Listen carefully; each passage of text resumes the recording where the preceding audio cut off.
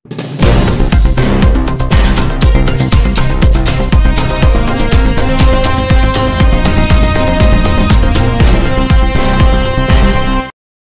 জেলার ডোমজুর থানার কোলোরা রায়পুর এলাকায় আইএসএফ এর উদ্যোগে একটি আলোচনা সভা অনুষ্ঠিত হয়।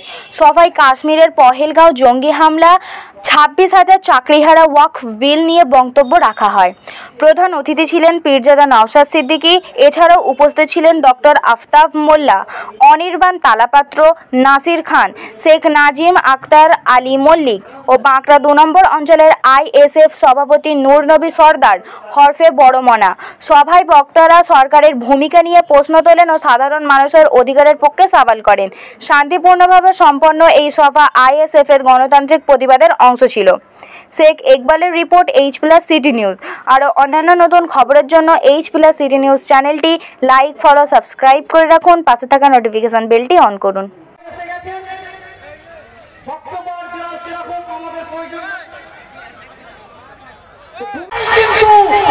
ভূত বুঝতে পেরে নওশাদ সিদ্দিকীর পেছনে এসে আছে, তাদেরকে ভাইটাল ঠান্ডা করে রেখেছে, আব্বাস ভাইজান বুঝিয়ে রেখেছে, আমার দলের চেয়ারম্যান নওশাদ সিদ্দিকী বুঝিয়ে রেখেছে। একবার যদি হুকুম দেয়, কোন পুলিশ প্রশাসন কোন ঘন্টা মাস্টার কান্ডা পরোয়া করবে না।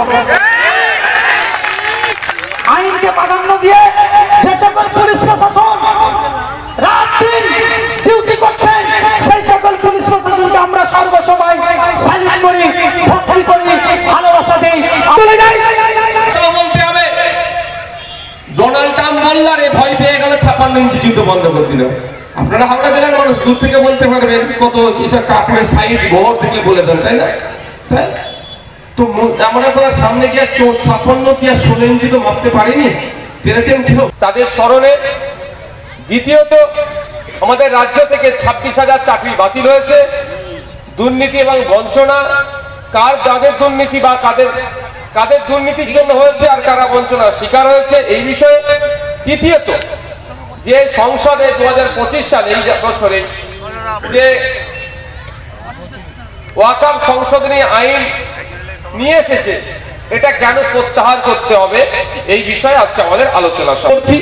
কাশ্মীরের পহেলগাঁওতে যে বর্বরোচিত হামলা হয়েছে, প্রথমত যে হামলা হয়েছে, এই হামলায় শুভেন্দু অধিকারীরা, বিজেপির নেতারা মার্কেট গরম করার জন্য প্রথম কয়েকটা দিন খুব বলছিল যে হিন্দু দেখে দেখে খুন করেছে। তারপরে দেখুন এখন বলা বন্ধ হয়ে গেছে, কারণ এখন আমরা কাউন্টার দিচ্ছি। আমরা বলছি ইতিপূর্বে ভারতবর্ষের ইতিহাসে দেখুন, দলিত হওয়ার জন্য পিটিয়ে মেরেছে, আদিবাসী হওয়ার জন্য ধর্মীয় পরিচয় দেখে মেরেছে, মুসলিম হওয়ার জন্য কেন গোমাংস খেয়েছে এই ধরনের মিথ্যা অপবাদে পিটিয়ে মেরেছে। কিন্তু সেগুলো ছিল কাদের আমল? কংগ্রেসের পিরিয়ডে বেশি। আর হিন্দুদের যিনি রক্ষাকর্তা, যিনি বলছে নিজেকে বা তার দলের লোকেরা মোদিজিকে হিন্দু হৃদয় সম্রাট, দেখুন রাজ্য সরকার সম্পূর্ণ দায়ী। আমি রাজ্য সরকারের আশা করবো, রাজ্য সরকারের কাছে অবিলম্বে সেগ্রিগেশন করো, পৃথকীকরণ করো, যে যারা অবৈধ পন্থা অবলম্বন করে চাকরি পেয়েছে তাদেরকে বাতিল করো, যোগ্যগুলোকে শিক্ষা প্রতিষ্ঠানে পাঠান। আজকে আমাদের ওয়াকফ বিল নিয়ে আজকে সিদ্দিকুল্লাহ চৌধুরী সাহেব রয়েছেন, আমাদের রয়েছেন, এনারা এই বিষয়ে কিছু বলছেন না। এই বিষয়টা আপনি দেখুন তার দলের সুপ্রিমো চুপ করিয়ে দিয়েছেন, ওরা কথা বলতে পারছেন। ওই জন্যই তো বলছি টিউনিং ছাড়া রাজনৈতিক দলে চলতে হবে। রমজান মাসে ইফতার করে এসে, কিন্তু রমজান মাসে ফলের দাম বেড়ে যাচ্ছে, বিধানসভার মধ্যে দাঁড়িয়ে কেউ বলতে পারছে না নওশাদ সিদ্দিকী বলছে। কেন? নওশাদ সিদ্দিকীর পিছনে টিউনিং করতে পারছে না বলে।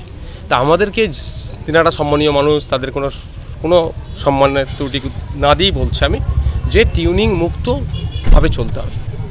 Thank you.